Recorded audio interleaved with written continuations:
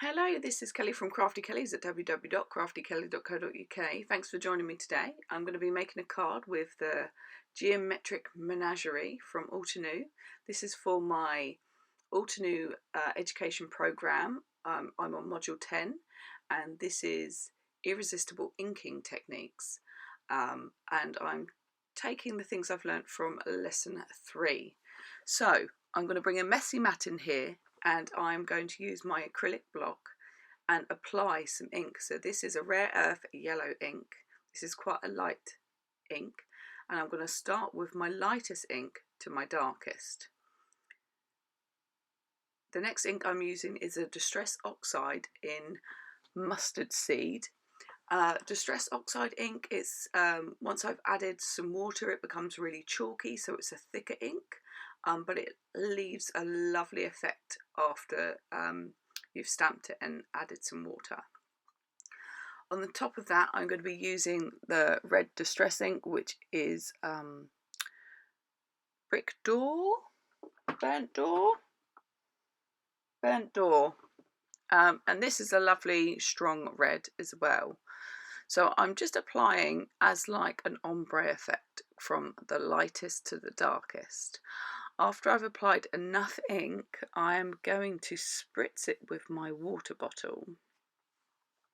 This is so that the inks can activate and they can bleed into each other and just create this lovely inky loveliness. I've got to say, this has been one of my favourite techniques and it's so simple and so easy. So on my messy mat, I've just realised I've got a bit too much water on top of it, so I'm just going to give it a wipe before bringing back in my cardstock. So this is a watercolour cardstock. This one is by Rare Earth. It's best to use watercolour cardstock for this technique because you're loading quite a lot of liquid onto it. With saying that, it's good to leave the block for just a moment for the water to transfer. I've kind of got a bit of a splurgy bit which I didn't quite like, so I've just gone back in with the block to kind of smooth that over, which as you can see has worked. I love how these colours have merged together and bled. That red coming down, it's just such a lovely look for a background. So I just need to leave this to dry and we'll bring it back in when it's dry. So I've left it to dry and look how lovely that looks. I love it. I'm going to use a stamping tool. This is the Stamper Artist by Stampin' Up, but any stamping tool would be good. I like to use a stamping tool now because at this stage I wouldn't want to have to recreate what I've made. So a stamping tool takes away those kind of problems. I've chosen the lion out of this stamp set, and I've also got the happy birthday from the superscript. So I'm just going to position my lion where I want him and then pick him up with the stamping tool.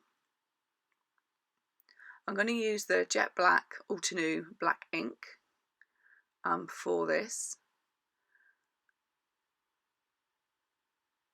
And the beauty of a stamping tool is if you do miss ink, you can always go back in because nothing's moved. So I'm just going to close the lid to transfer the ink over. And I just feel that it needs another inking.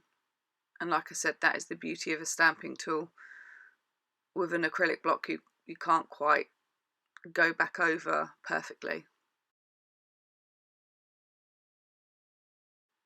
So I'm happy with how this looks, and I'm going to bring in the sentiment.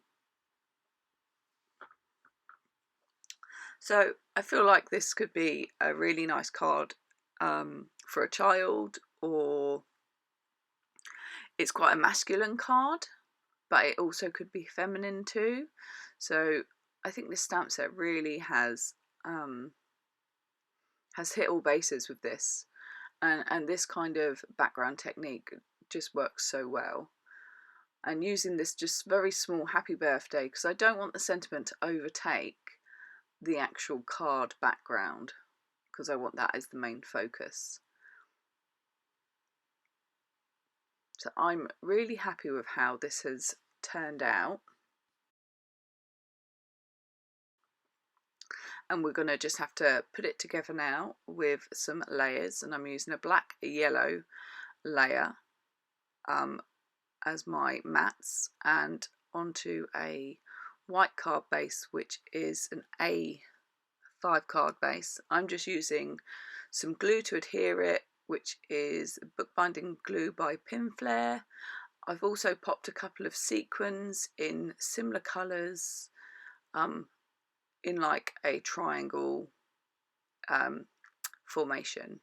So there's the card finished. I absolutely love it, and thank you so much for watching. This has been Kelly from Crafty Kellys at www.craftykelly.co.uk. Have a great day now. Bye.